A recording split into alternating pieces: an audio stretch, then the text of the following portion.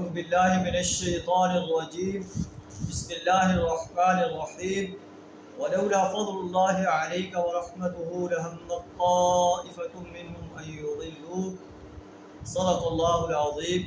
سورہ نساء کی آیت نمبر جو ہے 113 کا جز آپ کے سامنے تلاوت کیا ہے۔ اس میں اللہ تعالیٰ ارشاد فرما رہا ہے کہ بنی ظفر کے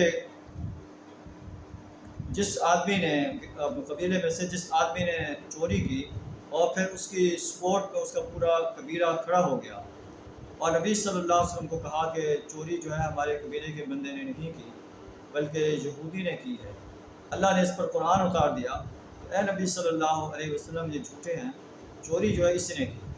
تو اللہ تعالیٰ فرماتا ہے وَلَوْلَا فَضْلُ اللَّهِ عَلَيْكَ وَرَحْمَتُهُ لَهَمَّتْ طَائِفَةٌ مِّنْهُمْ أَن يُضِلُّوكَ، اگر اللہ کا فضل اور اللہ کی رحمت نہ ہوتی تو یہ لوگ جو ہیں ان میں سے ایک گروہ نے آپ کو غلط فہمی میں جو ہے مبتلا کرنے کا فیصلہ کر لیا تھا۔ وَمَا يُضِلُّونَ إِلَّا أَنفُسَهُمْ، یہ آپ کو غلط فہمی میں نہیں ڈال رہے تھے بلکہ اپنے آپ کو گمراہ کر رہے تھے۔ وَأَنزَلَ اللَّهُ عَلَيْكَ الْكِتَابَ وَالْحِكْمَةَ، اللہ نے آپ پر کتاب اور حکمت اتاری ہے۔ وَعَلَّمَكَ مَا لَمْ تَكُنْ تَعْلَمْ، آپ کو وہ کچھ تعلیم دی ہے جس کو آپ نہیں جانتے تھے۔ وَكَانَ فَضْلُ اللَّهِ عَلَيْكَ عَظِيمًا، اللہ کا فضل جو ہے آپ پر بہت بڑا ہے۔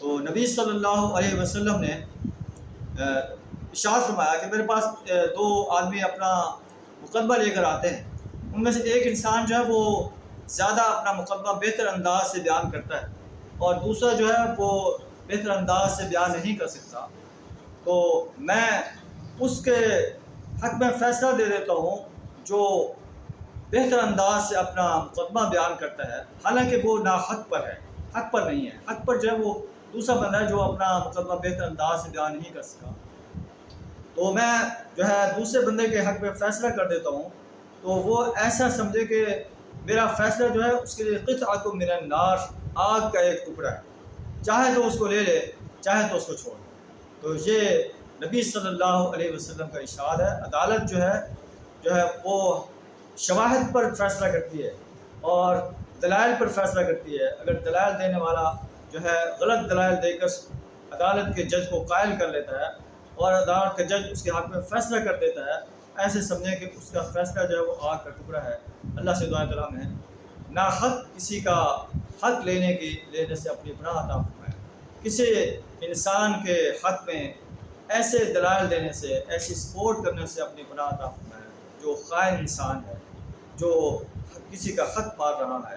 اللہ ہمیں ایسے کام سے اپنی پناہ عطا فرمائے۔ وآخر دعوانا الحمدللہ رب العالمین۔